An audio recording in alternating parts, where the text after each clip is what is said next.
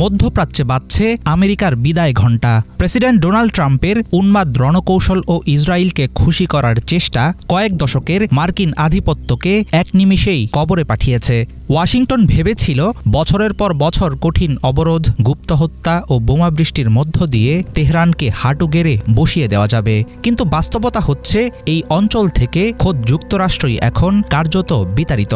অন্যদিকে হরমুজ ও এডেন প্রণালীর মতো বিশ্বের সবচেয়ে গুরুত্বপূর্ণ নৌপথের একক নিয়ন্ত্রণ আরও জোরালোভাবে পেয়ে গেছে খামেনির দেশ ইরান। ট্রাম্প মুখে যতই বাগাড়ম্বর করুন না কেন, এবারের যুদ্ধে সম্পূর্ণ ধসে পড়েছে মার্কিন পরাশক্তির ইমেজ। ইরানের অপ্রতিরোধ্য উত্থান একই সঙ্গে ধূলিসাৎ করে দিয়েছে মধ্যপ্রাচ্যে ইসরায়েলের আধিপত্য বিস্তারের স্বপ্ন। ইরানের বিরুদ্ধে যুক্তরাষ্ট্র ইসরায়েলের যুদ্ধে মার্কিন শক্তির পক্ষে ছিল আরব রাষ্ট্রগুলোর অবস্থান। তেহরানকে ধ্বংস করার জন্য ট্রাম্পকে ক্রমাগত প্ররোচিত করেছিল সংযুক্ত আরব আমিরাত ও সৌদি আরব। এর সুযোগ নিয়ে যুদ্ধের ব্যয় হিসেবে কয়েক বিলিয়ন ডলার দাবিও করেন ট্রাম্প। উপসাগরীয় অঞ্চলের মার্কিন ঘেঁষা এসব দেশ ক্রমেই এগোচ্ছে ভয়াবহ পরিণতির দিকে। জর্ডান, মিশর বা আমিরাতের মতো দেশগুলো ইসরায়েলের সঙ্গে যেরকম সখ্যতা গড়েছিল তা এখন গলার ফাঁস হয়ে দাঁড়িয়েছে। এসব দেশের স্থানীয় জনগণের বড় একটি অংশ মনে করে তাদের শাসকেরা ফিলিস্তিন ও ইরানের সাথে বেইমানি করেছে। আরবদের রক্ষা কবচ হিসেবে পরিচিত বিশাল বিশাল মার্কিন ঘাঁটিগুলো এখন আর কোনো নিরাপত্তাই দিতে পারছে না। আরব শাসকেরা বুঝতে পারছেন ট্রাম্পের আমেরিকা ফার্স্ট নীতির কারণে তারা এখন সহায়হীন এতিম। উপসাগরীয় অঞ্চলের মুসলিম দেশগুলো যুক্তরাষ্ট্রের পেছনে হাজার হাজার কোটি ডলার বিনিয়োগ করে গেছে, কিন্তু এর জেরে নিজেরাই এখন একরকম দেউলিয়া। যুদ্ধের আগুনে পুড়ছে তাদের তেল ও গ্যাস শিল্প, স্থবির হয়ে গেছে ব্যবসা বাণিজ্য, প্রায় ধ্বংসের মুখে পড়েছে পর্যটন খাত। ব্যক্তিগত স্বার্থ উদ্ধার করে যুদ্ধ থেকে বিদায় নিচ্ছেন প্রেসিডেন্ট ট্রাম্প, কিন্তু মার্কিন মদতপুষ্ট এসব আরব রাষ্ট্রকে তিনি ফেলে যাচ্ছেন অনিশ্চিত পরিস্থিতিতে।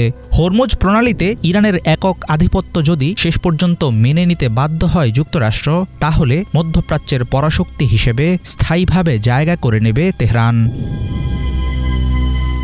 মোসাদ, সিআইএ এবং পশ্চিমা গোয়েন্দা সংস্থাগুলো ইরানের ভেতরে যতই নাশকতার চেষ্টা করুক, তেহরানের প্রশাসনিক কাঠামো ও প্রাতিষ্ঠানিক ব্যবস্থা ভাঙতে চরমভাবে ব্যর্থ হয়েছে তারা।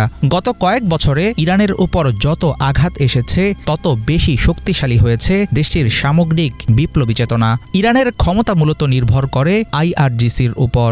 কট্টরপন্থী এই সংগঠনের অভ্যন্তরীণ ভিত্তিতে ফাটল ধরানো একরকম অসম্ভব কাজ। দেশটির ভেতরে থাকা ইসলামী শাসনের বিরোধীরাও এখন বিদেশি শক্তির বিরুদ্ধে তেহরানের পাশেই দাঁড়াচ্ছে। যুদ্ধের মুখে ইরানিদের ঐক্যবদ্ধ প্রতিরোধ উল্টে দিয়েছে পশ্চিমাদের সকল হিসাব নিকাশ। আগামী দিনে যুক্তরাষ্ট্রের দেয়া ফর্মুলা অনুসারে হয়তো আর চলবে না গোটা মধ্যপ্রাচ্য। এই অঞ্চলের দোরগোড়ায় করা নাড়ছে নতুন এক আরব বসন্ত। এবারের জাগরণ কেবল দুর্নীতির বিরুদ্ধে নয়, বরং ইসরায়েলি আগ্রাসন ও মার্কিন দাসত্বের বিরুদ্ধে। আর এর উত্তাপে হয়তো পুড়ে ছাই হয়ে যেতে পারে অনেক আরব দেশের রাজতন্ত্রভিত্তিক শাসন ব্যবস্থা। যুক্তরাষ্ট্র ও ইসরায়েলের বিরুদ্ধে যুদ্ধে ইরানের শক্তিশালী প্রতিরোধ এখন হয়ে দাঁড়িয়েছে আঞ্চলিক বিদ্রোহের প্রতীক। তাহলে কি মধ্যপ্রাচ্যে অস্তমিত হতে যাচ্ছে পশ্চিমা আধিপত্যের সূর্য? হাফিজুল ইসলাম, বাংলা ভিশন।